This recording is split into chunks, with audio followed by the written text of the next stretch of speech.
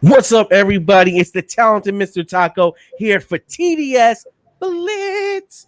We're doing a little mock draft here for you today. And before we get started, I usually have a little question. And my first question for you today, Ricky, is in the last two seasons, how many players have had over 1,000 yards rushing and 1,000 yards receiving? How many players? Last 2 years? Yep. How many players had over 1,000 yards rushing and over 1,000 yards receiving? 5. And on that note, let's get the intro and get it started. TDS Blitz, TDS Blitz, number one fantasy sports show, about to get it popping like this. TDS Blitz, represented like that. The dopest fantasy football podcast. This is what you need. Tell a friend to tell a friend. Talking strategies and more. Helping you to win from player rankings, waiver pickups and more. TDS Blitz, keep it entertaining for sure. Let's go. What's up, everybody? It's Taco and Ricky again with another mock draft. And before we left you off with that intro, I asked you guys a question. How many players had over 1,000 yards receiving and 1,000 yards rushing in a season? And in the last two seasons. And Ricky had said 5. And unfortunately, that answer is wrong. There is only one answer. And it coincides with the pick that we have, which is first pick. There's only one who's ever done it in the last 2 years. And that player that's done it is the player that we have, that we have ranked as the number one McCaffrey. Christian McCaffrey. Yes, sir. So CMC in his breakout, fantastic, historic season had 471 points, including 1,387 yards rushing and 1,005 yards receiving. He had 19 total touchdowns. Absolute monster. He had no fumbles. He outscored the quarterbacks. It's rare, but he's that good. So definitely something to keep an eye on. With us in this mock draft, we're starting from the first pick. After seeing something like that, it's unquestioned who's going number one. And the fact that 2% of experts disagree makes them not experts, right, Ricky? Yeah, I don't know why. Who would get? I can't imagine what league you would not take. Okay, maybe Well, if it was like just to be fair, you did take Barkley last year over McCaffrey. Yes, but Barkley's and to me, McCaffrey was the clear number one. No, at that point, I couldn't. To me, they were coming off because remember, if Barkley's coming off the injury. It wasn't the same as like what this injury was. No, I get it, but I'm just telling you. Yeah. We last year we told you like McCaffrey's the clear number one. Well, what I did last year is I took McCaffrey and Saquon. Yeah, so I got it both. So yeah, it is what it is. But Christian McCaffrey again, he's the unquestioned number one he's the unquestioned in PPR drafts. I think that's 2 years in a row. He's the unquestionable number one. I don't. Dude, he's like you said, he's a unicorn. I mean, only one person has done what he's. But like you also say, Saquon Barkley has that Christian McCaffrey upside where he does that all as well. Yeah, but I gotta see it more. I mean, Barkley's now had 2 bad years in a row where it's like, McCaffrey has done it. Well, yes, as far as McCaffrey being one, but as far as talent goes, that's where the debates come. The real question that we have now is, what do you do at 2? Okay, what do you do at 2? Now, personally, I am in a 14-team big money league, so that's going to be where my I make my fantasy winnings. I'm going to make some Christmas money this year. We have the first pick. We're going McCaffrey, obviously, but now this is when it gets interesting. And me and my co-manager have had many debates about this because there's some fantastic wide receiver players that are available here. Running backs. There's some guys, maybe Clyde, but not really that much. I can wait on Clyde here. And then there's a guy that, as much as I want to fight it, might be the guy, and that's Darren Waller. Yeah, I think you said it. We've said it. It's the position he's in. Yeah. What he's going to get. Even me, who I think again he had a spectacular year. I do believe it's going to regress a little, but at tight end, the difference between him and Hawkinson is a big difference. Yeah, and the only other thing I could think about possibly doing is like I could see like an AJ Brown, Keenan Allen, or Robinson if you wanted to stack two of them. But when you're chasing the tight ends later on, the way that everything is shaped out, it's a much harder chase with much more peril where you can make a pick that's not going to be as good. Where look at this 256 to 188. You know, it's such a big graph off that if he's not there, then you probably go somewhere else. But if he is there, you kind of almost have to take him, especially in a 12-team league. I just feel like that value is too good because later on you're going to get some other players. But that to me also says that, a guy like Kyle Pitts, if you're shooting for him, it'll be interesting to see where he goes and how long you're willing to wait for him. Because if I can get Pitts in the 6th round, then I think that's a big steal. Right. And I think those are things where if Waller wasn't at such an extreme value because he was ranked like 19, he's available at 24, right? You probably don't make that move. Now here we're looking at Keenan Allen, AJ Brown, Allen Robinson, Terry McLaurin. If you had to pick one of these guys, which one are you picking? This is an interesting group. I do agree with Fantasy Pros here. There is a tier gap. And I do think that these three. Yes, I do believe that. Like, I love Terry, but I wouldn't pick Terry over the other 3 that are above him. Yep. So out of these guys, I'll be honest with you, I'm probably going to go AJ Brown. It's funny because I was actually going to say he's probably the one I wouldn't go with because he has the most concern to me because you have now even him hurt last year. He balled out. You are right, but Keenan. So I give me a healthy AJ Brown. Julio on the other side, Tannehill, another belt under him, who we both like Tannehill. But I like AJ Brown. Allen Robinson scares me a little bit because of his quarterback, but what he's done these last 2 seasons, I think is a little understated. He's been a top 10 PPR wide receiver each of the last 2 seasons. He's arguably the best quarterback situation that he's had in a long time, and they have really no one else. Yeah, but even at Dalton, how good is that really? I mean, Allen Robinson still finished over A.J. Brown each of the last 2 years. Yeah, but A.J. Brown hurt. So I'm hoping that A.J. Brown... Allen Robinson has been a top 10 wide receiver each of the last 2 years. And you could say healthy or not. Allen Robinson plays no matter what. And he's played with worse quarterbacks. So I don't know. Everything to me trends at Allen Robinson as a top 5 wide receiver. I actually have him way higher than this. Allen Robinson is a guy that I'm infatuated with.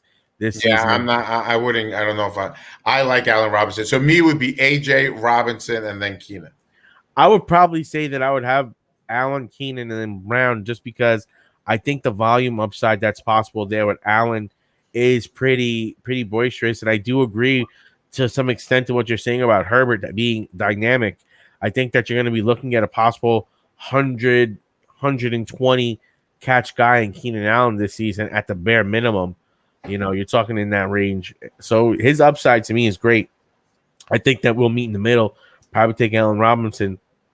But I think you really can't go wrong with any of them because, again, A.J. Brown, like Ricky said, he's a monster.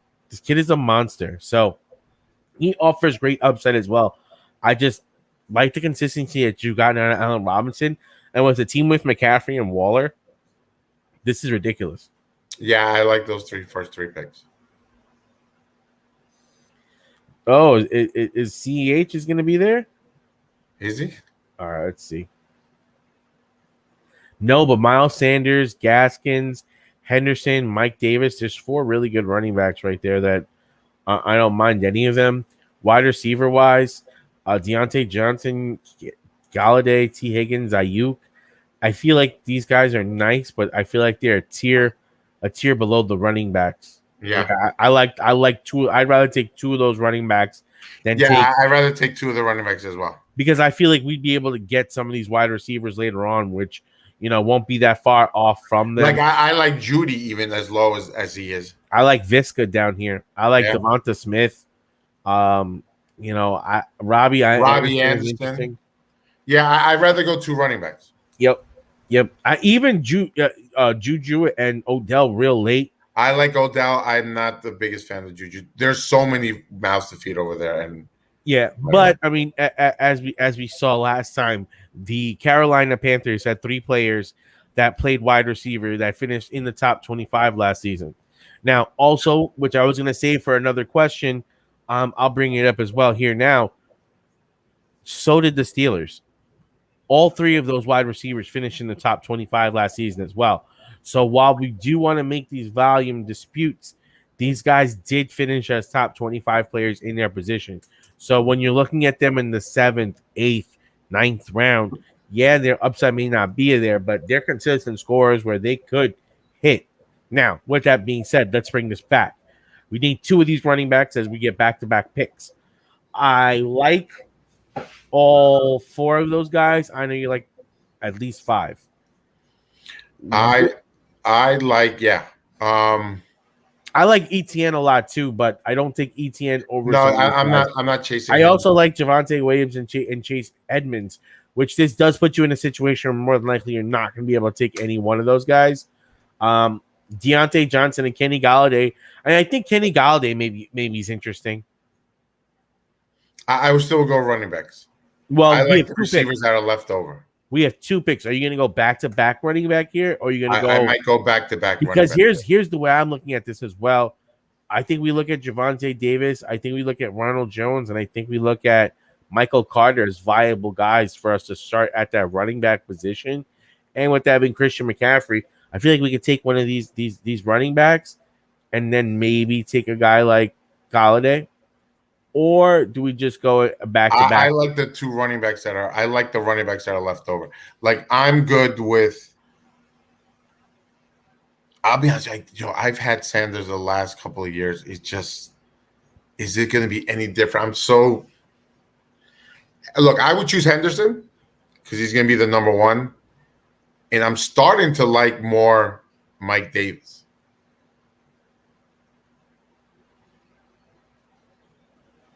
I like Mike Davis. I'm starting to like more and more Mike Davis. I like his upside. I like Myles Gaskin a lot. I know you like Gaskin too. I like Hunt, but not over those 3 that are up there. Like I will say this though, the upside on Miles Sanders is pretty high. That's what I'm saying. But he's always like, I'm just trying. But this is now your 5th pick. It's not your 2nd pick. I'm willing to take that risk here because his upside. I'll be honest with you. I'm not mad at you if we do it. I don't care. Like to me, taking Sanders over Davis is not. Yeah. Like I like the upside. I don't think here. It's a big risk. You know what I mean? Like because we've seen those glimpses of Sanders where it's like. No, that's what I'm saying. me. I've had him the last year. I had him the rookie year. I had him last year. 5th. So I'm thinking, that damn, some of these wide receivers just went off the board. Oh my God, all the wide receivers just went off the board. Look, there's all these running backs left. Holy fuck.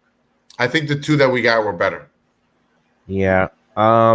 Okay, so we have Boyd, Judy, Cook. I like Judy. I would choose Judy here. What's the QB? Just curious. I don't know how I feel about Judy there.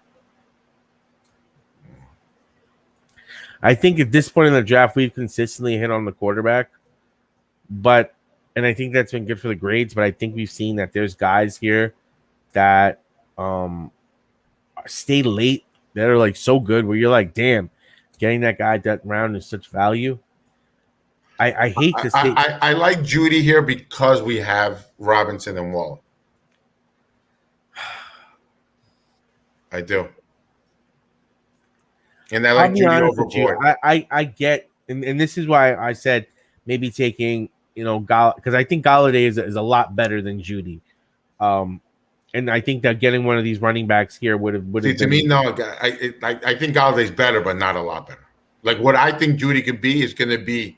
See, what's scares me about Judy is that Judy has no quarterback, and there's a lot of people there. Well, he has a quarterback, but what? He has a quarterback, but Drew Lock. That's not a quarterback. Or like Terry. That's what scares me about Judy. Judy scares me. Like I feel a little bit more comfortable and confident in Boyd or Landry or Antonio Brown. No, or I Mike like Judy Williams. more. I think Mike Pittman could be better than Judy. Mike Pittman for real could be a breakout. I like Judy here. And I you know me, I'm a Javonte Williams truther. I like Travis Etienne. I like Chase Edmonds. I like all these guys here. I mean, Just at the running backs, we got 3. I don't mind Travis. I know. We just got 4. We just got 3 running backs already. I know. I do think that Galladay is a step above Judy. I think we're underplaying Galladay. But Judy here just makes the most sense because you need a wide receiver. Yeah. I think the value here is with the running backs. Yeah, I could see you getting Travis. I think all 3 of these guys, Travis, Edmonds, Javonte, I think they could be underrated. I actually probably I'm leaning here maybe more towards Edmonds. I think that he could end up being the back, and if they want to run Murray less, I think that we're especially with Edmonds now putting up the bulk. He's coming in with the opportunity to be a starter. Coach Speak talked about him as a 3-down back. We saw glimpses, but he never took over. Him adding this extra weight, being this confident in the workouts, him having a more defined role than Travis Etienne, him not being a rookie like Javonte Williams and Travis Etienne. I just lean towards that just because I like the way that. I probably would go with one of the other rookies. Me, personally. Especially with the running backs that we had. I just seen Chase. We've seen Chase Edmonds. We've seen him do well. We've seen him not do well. But Chase Edmonds last season wasn't like when he was good. He was good. Yeah, but that's what I'm saying. We've seen him do well. We've seen him not do well. I'd rather take a risk on the other 2 rookies where I don't know. Me rookie running backs. I love rookie running backs. I got Jonathan Taylor before. I had Miles Sanders before. I love rookie running backs. They all seem to at some point take over. And you're right, but again, I think that Edmonds from snap 1 is going to be the 3-down. Yeah, I just don't know if snap 4 he's going to be. Down the road he's going to be the guy. I mean, it's not like he missed that many games. How many games did he miss? No, not even missing. I don't know in total his how great he can be. That's what I'm saying. But who's taking his job from him? Yeah, I guess you're right. I mean, if you want to play it that way, like who's taking his job? Yeah, I guess. And like when you look at some of the plays that he was making, he was dynamic on the field. He's able to make some big plays. I mean, I get you. He's not the number 1. He's hit or miss, bro. Like he's not showing me that they're giving him the ball. He's not showing me that he's ever done anything with it. Like, yeah, I get it that he's going to be the starter, but that doesn't impress me. It's almost like you said, it's a lack of options. They don't have options. But volume is gotta give him the ball. Like volume is such a key play. And if you're talking, I get it, but there's also volume and not volume that is not good volume. Like you can get the ball 10 times, and if you're running the ball, 3.5 yards. What is the volume of 10? You think he's a 3.5 type guy? No, but we're talking about him. So in context of him, in the last 2 years, you just pull up the numbers. What has he put up that it shows you that he's going to be a 200-point, running back? Because of the flashes that he's shown in the situation that he's been. Remember, Kenyon Drake was there as the lead back, and they ran a lot with Murray. But I've seen flashes of good, and I've seen flashes of bad, all at the same. So I've never seen a consistent good. So I'd rather take the risk on the 2 rookies. Like you said, one has a chance to take over, Melvin Gordon, and then Travis is not identified, but they drafted him that for a reason. They didn't just get him knowing that they had Robertson. You're 100% right on that. I like the upside on them, but like I said, I think that Chase Edmonds is now being underrated and undervalued. I think that Chase Edmonds could realistically outscore Judy this season. Realistically, he's someone that I think offers a lot of upside, and his value proposition is going to be very juicy to get. Where we got him. Just I don't want. I mean, again, I don't mind, especially that we had the running backs that we have. To me, we got him in the 7th round. Like to me, in the 7th round, like to get a guy like that's a steal. Like that's a great play. Again, to me, I'm more that I like our 3 running backs that he doesn't bother me as much. Well, he's a starter, so he's a starter. But I could see him very easy not being a starter in my lineup. Nah, I think you're completely underplaying him. Brian Tannehill here, I think is absolutely the perfect play. Yeah, that's a good one. I love Tannehill. I love his setup. Even though they have him a tier below the other guys, he could very reach that tier of, he could easily put up numbers equal to Justin he Herbert. could put up numbers what Russell Wilson doing. Yep, and Justin Herbert, he did it last season. I get why they put him the tier below, but he could easily reach the tier of Herbert and Wilson easily. And one thing that really kills me is like these late round values on running back is insane. Because I'm just like, I could take a couple of these guys. I probably would look at receiver depending on what's out. But look at these receivers. I mean, Corey Davis, Devontae Parker, Marquise Brown, Marvin Jones. Like, and I mean, I like Rojo. I think Rojo has good upside. Oh yeah. I also think that Corey Davis would be the wide receiver that if we take him, that would make sense. I would like to go for receiver, but I do like Rojo. I don't mind Rojo there. I think Zach Moss is going to take over, but that's, like you said, it's a weird situation there. But Rojo, you mean Leonard Fournette? No. Zach Moss from Buffalo. I really think he's going to take over the Singletary thing. I don't think he's going to. I don't think Singletary stays number one. Now, at this point in the draft, when we look at the running backs, it's a lot of backup and fodder. I don't think we're looking at any of these guys at this point in the draft. Sorry. Tight end. Yeah. This might be our last shot at a backup that we really like. Wide receiver. I think we both kind of like this Nicole Hardman bounce back year for a 10th round. I do like Hardman, yes. And I'd like him at a 10th round value. Yes. I think that's the way to put it. He's low enough here where he could be something good. If he's not, I can drop him and not really sweat. And I got to say, Watkins leaving is a big thing here. He fills that spot now. He's going to be one of the 2 or 3 receivers on the field consistently, I believe. That's what I'm hoping from Hardman this year. Now, would you take Higbee, Tunyon, or one of the wide receivers? I probably would either go with who are the receivers left? T.Y. Hilton, Rieger, Crowder, Aguilar, Shepard, Brown. I think I might go with Higbee. That's kind of how I feel. I like the idea of having a backup tight end. I like the upside that he presents in that offense. Because if he hits, he's in that, he takes over. He takes over Chase Edmonds. Yeah. So I agree. And what? Yeah, I like it. Takes over Chase Edmonds. You like that, right? He's the one that's you're getting fresh, bro. Out. You're getting fresh. Out. There goes Hill. Traquan Smith to me is an interesting volume proposition upside. It's a good thing we did take that guy because even whatchamacallit when Irv Smith. He left, right? Yep. So Irv Smith has really jumped in these drafts. And these are one of the things that when me and Steve are talking about this, we're a little surprised at tight ends because normally we were doing things at the back end, right, Steve? Yeah, where Irv Smith literally, I was like, how is he available at the last? Yeah, so we're doing things. So now we're seeing things on the front end, and they're leaving, what we think is early all of a sudden now. Yeah, well, also what I think it is just ADP is starting to self-correct, and people are starting to realize that Irv Smith's value is really kind of a lot better than it's going down as.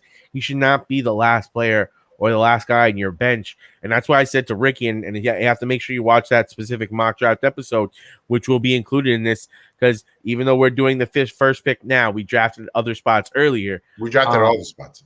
So one of the things is, at what point do you just say, yes, we may have 2 tight ends, but getting him at this point in the draft is just ridiculous. Like, he just should not be here. No, I know. I don't mind the 2 tight ends. It was the 3 tight ends that. Like my point again is, if Irv Smith is going off in the 12th round in drafts now, and if he's available in the 15th round, I don't care that it's a 2 tight end thing. Yeah, he's not. His value is too good. I forgot who the player was, but I still care because there was another player that I would have taken a chance over Irv. No, Irv Smith Jr. is good. Like that's what I'm saying to you is like. He shouldn't have been where he was, and that's why I had to take him. It's like I'm not going. I don't feel comfortable taking 3 tight ends. I just don't. It's more about the value as a last player. His volume upside is and better. I don't know if it was the 15th, but I get what you're saying. I told you I don't. We had enough tight ends where to me to take him was to me it was just like value matters. And if with my last pick I'm getting a guy that goes in the 12th round, yes, I do that. That's a move for me. So now, who do we chose? We basically chose, I don't want to say receivers, but we chose 2 receivers and a tight end. I'm just curious at the running backs that are left. How many running backs do we have? 4. 4. Okay. We have 4 wide receivers. We're good. We're good at 4.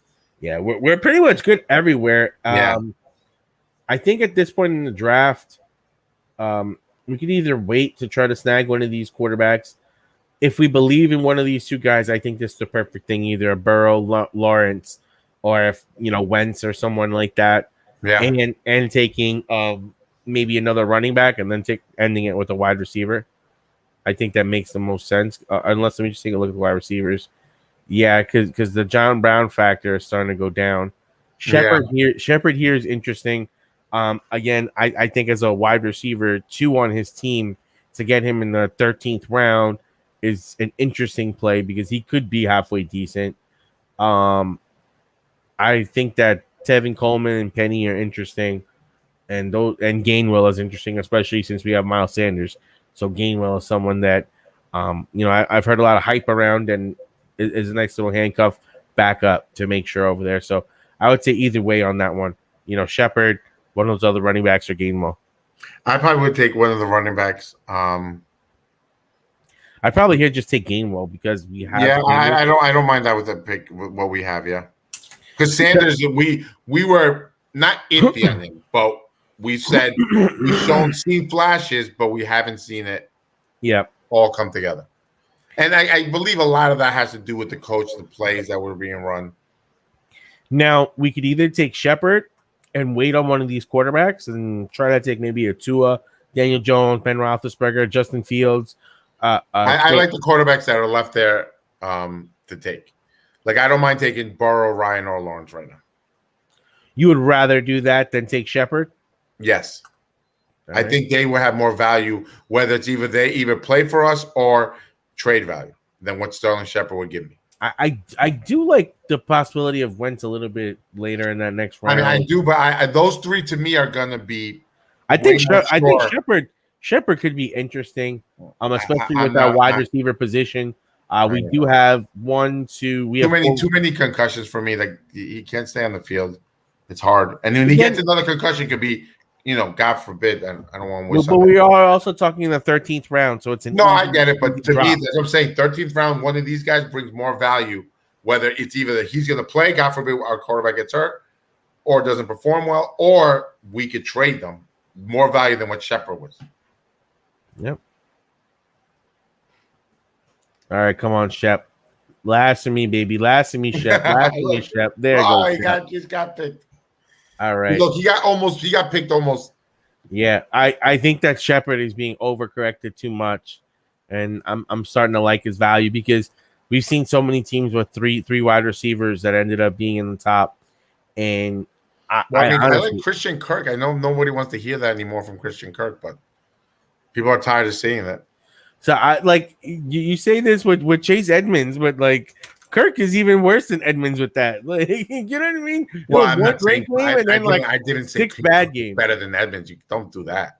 What happened? I never said Kirk was better than Edmonds. And then Rondell Moore and AJ Green are 2 guys that are there with Hopkins and the running game. Here I'm actually I would be risky.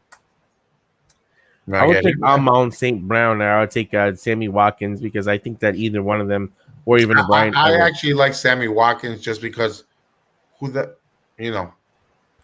they did get Rashard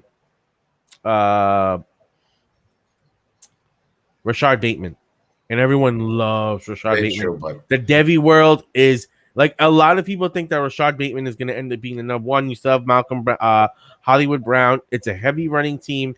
And you have what's this guy's name? The tight end, Mark Andrews. I just like Watkins because Hollywood Brown has to show me something more, right? Hollywood was okay, but to me, That's what I'm saying. He was all right. He didn't.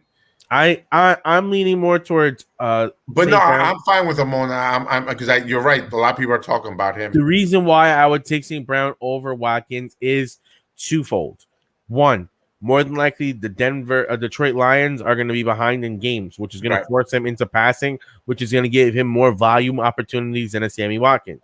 Right. Two, he's in a situation where there's less guys that are going to be competing for touches than him. And then three, like Ricky was saying, a lot of people are talking about him. And if you see what's going on in some of the I do see and reports a lot about him. I like that upside, especially for a last pick, because worst case scenario, he doesn't pan out. Yeah, you drop him. You make a waiver wire pick. At this, people watching right now, when you're in your last picks like this, we're not just saying throw it away because it's not a throwaway. Nope. Every pick is worth something. Yep. But you could reach here. Like if you believe in the guy, you read on the guy, and you think, hey, this is my guy, this is my gut, then this is where you do that for yourself. And to be fully honest, it's like we were saying before, St. Brown could possibly be the guy there and outperform all the other guys that we have, because Corey Davis, Hardman, like our bench is kind of a little bit of a risk, a little bit question marks at the wide receiver position, which is a little bit weird for me. The way this draft worked out, because I was looking and there's a lot of late running back value that I liked. And I like that volume proposition for where the round was, which to me is one of the biggest things I look at drafting is how much volume is this guy going to possibly get and where am I getting him? So, I know where everyone says like, oh, not all volume is created equal. That's true. But at the end of the day, volume is king. If you don't get volume, more than likely you're not like. There's very few people who rise to that status. Volume is the number one thing, but you also have to see what they're doing with it. That is true, but usually if you're getting enough volume, you can make up. No, you'll make some type of noise in fans. Yep.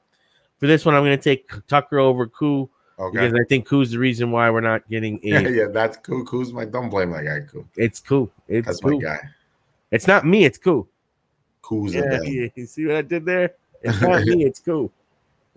All right, and lastly, we'll land it. That's one thing you'll consistently see with us as we take defenses and kickers late. I believe that we can stream defense. I believe that we can stream kicker. This is a B+.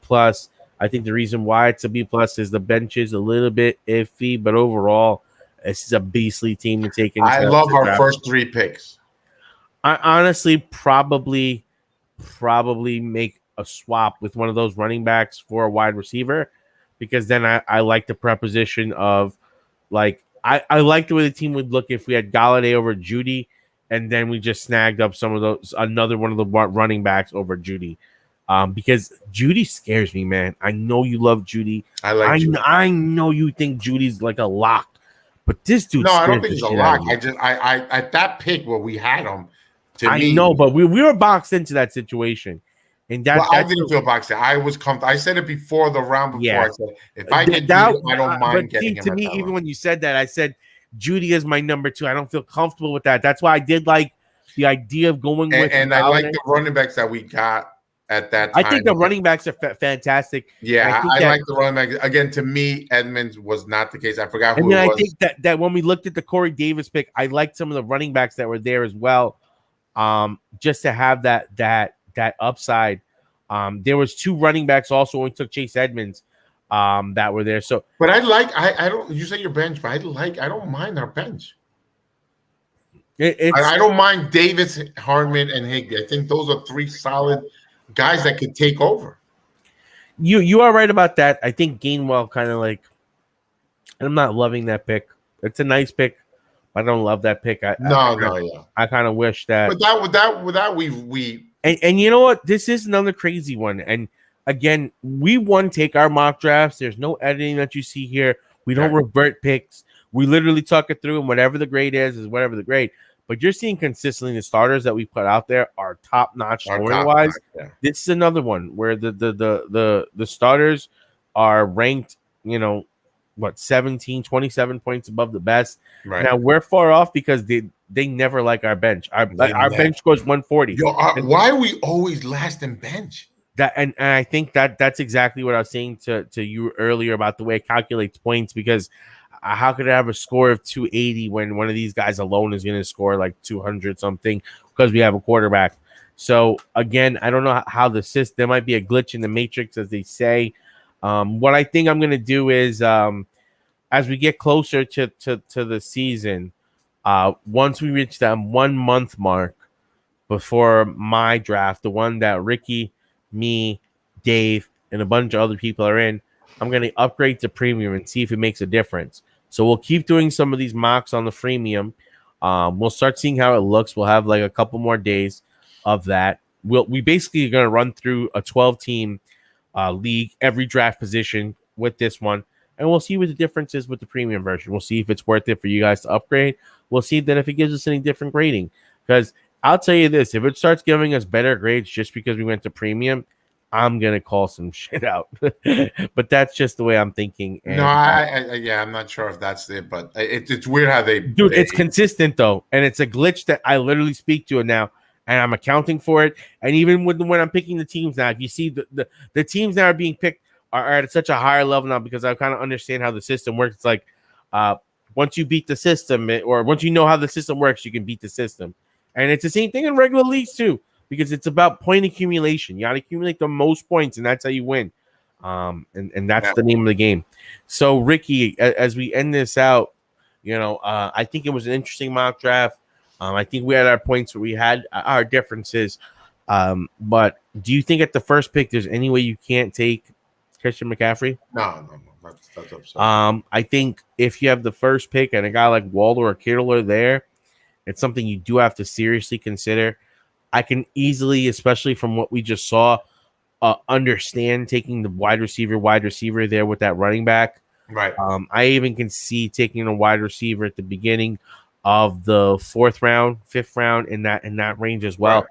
Get 3 wide receivers in because of the way the board is shifting, there's huge runs that are going on, and we're missing out on a lot of these wide receivers. But like me and Ricky were saying, at least the way this draft was playing out, there was a lot of running back depth that was laced throughout, where there was guys that we really liked that were there in situations where it's like, damn, we just have too many running backs, and it's like, it just doesn't make sense to keep draft running backs. To me, the hardest pick at number 1 seemed to be the second pick.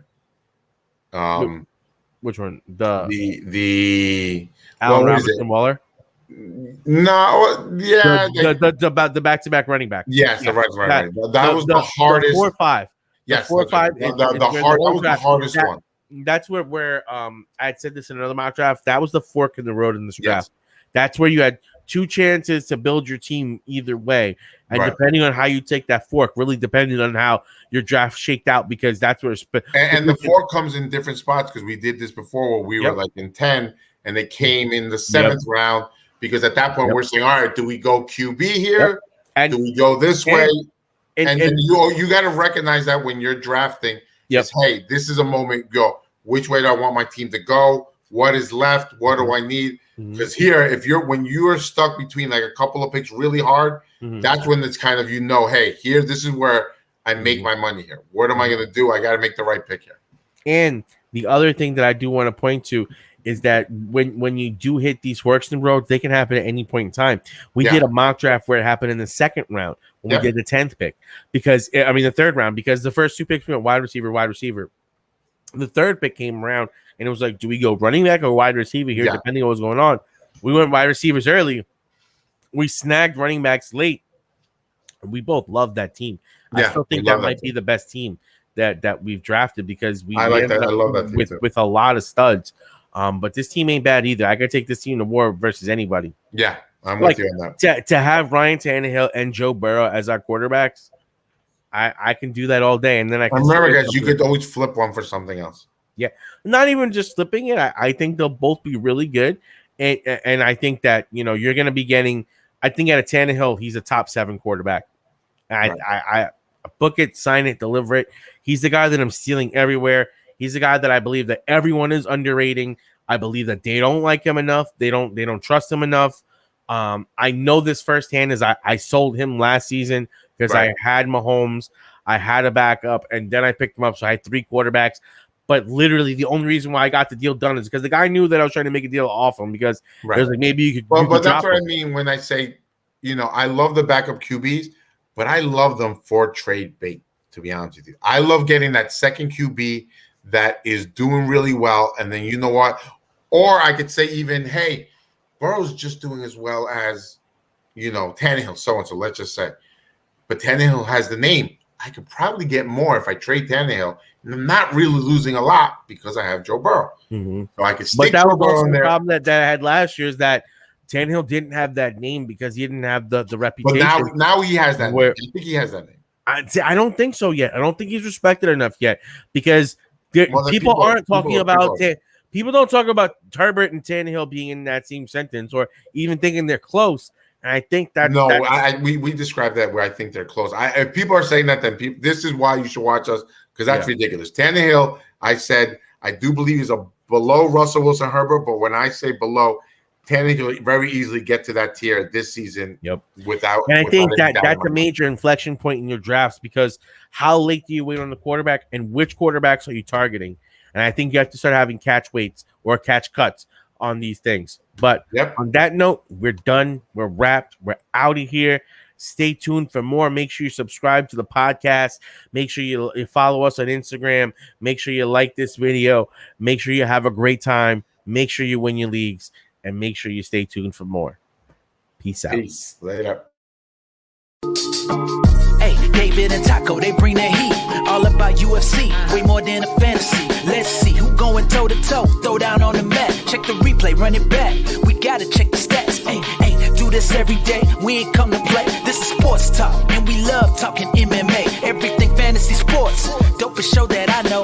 With Electric Dave and talented Mr. Taco. Let's